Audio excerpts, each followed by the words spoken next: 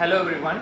Today we will discuss about the basics of planning for a EVAR procedure in a patient with abdominal aortic aneurysm.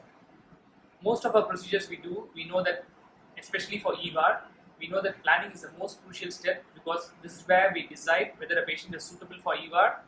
Next thing, we also measure the dimensions of the aneurysm to make sure we can choose the right device and the right measurements of equipment we want to do the procedure. Now, planning actually is a much detailed discussion on how we measure and what we measure. We will not go into too much detail, but we will talk about the three key things we look on a CT iotogram in a patient with abdominal aortic aneurysm to decide whether this patient can go for a EVAR procedure or not. When I look at a CT iotogram for a patient presenting with infrarenal aortic aneurysm, there are three key main things I look for to decide whether a patient can go ahead with a standard bifurcated aortic stent graft repair. And those three things are looking at the aneurysm as a whole, to look at the aneurysm sac diameter, the tortuosity, the atheroma burden. Next, we look at the seal zones, by which we mean the neck of the aneurysm and the bilateral common iliac arteries, where we would get good anchor of your device within the aorta. And lastly, we look at the access vessels. So let's look at these in detail.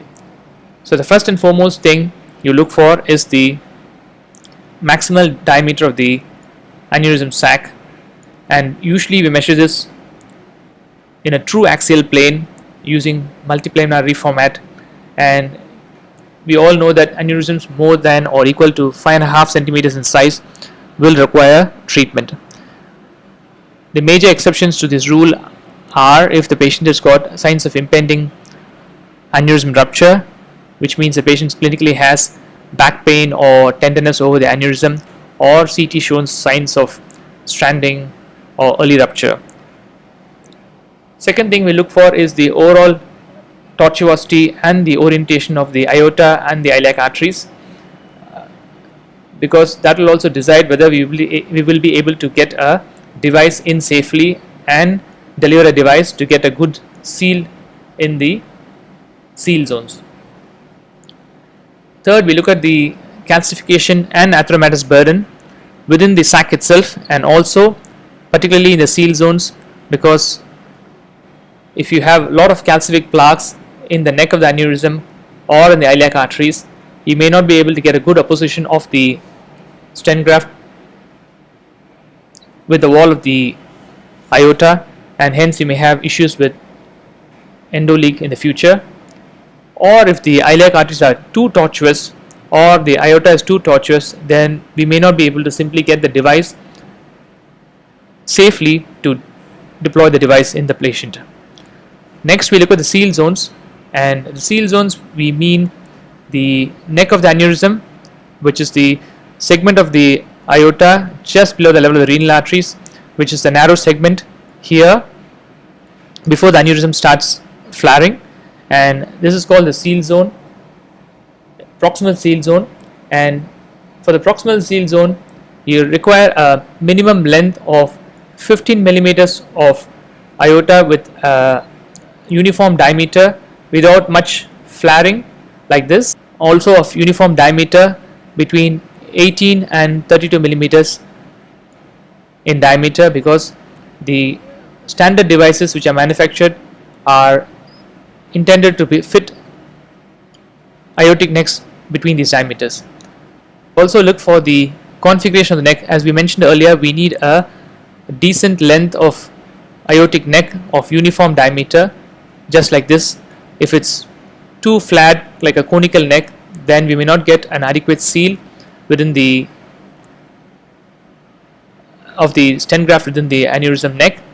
And we also look at the angulation. If the neck is too angulated, that is more than 60 degrees angulation of the neck in relation to the aneurysm sac, then the device may not fit in correctly and get a good adequate seal. So the second distal seal zone is the common iliac arteries. Again, we require a good length of at least 15 millimeters of common iliac artery with a uniform diameter, and the diameters which can fit are between 8 and 20 millimeters for the standard devices. and you also need to ensure that they don't have too much of plaque burden, stenosis, or tortuosity of the iliac arteries, so that we can again achieve a good seat of the stent graft within the iliac arteries. Lastly, we look for the access vessels, by which we mean the common femoral arteries and the external iliac arteries, and you need a minimum diameter at least 7 to 8 millimeters of the femoral arteries and the iliac arteries to get your devices up. And you also need to ensure that these vessels are not majorly stenotic or don't have too much of calcific plaques, or they are too tortuous. Then we may have difficulty in getting our device into the patient.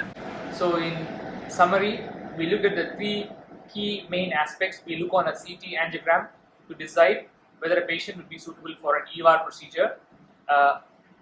Last but not the least, we also need to take the overall patient's condition into consideration, which means we mean the patient's general performance status, comorbidities, to decide whether the patient goes for an EVAR.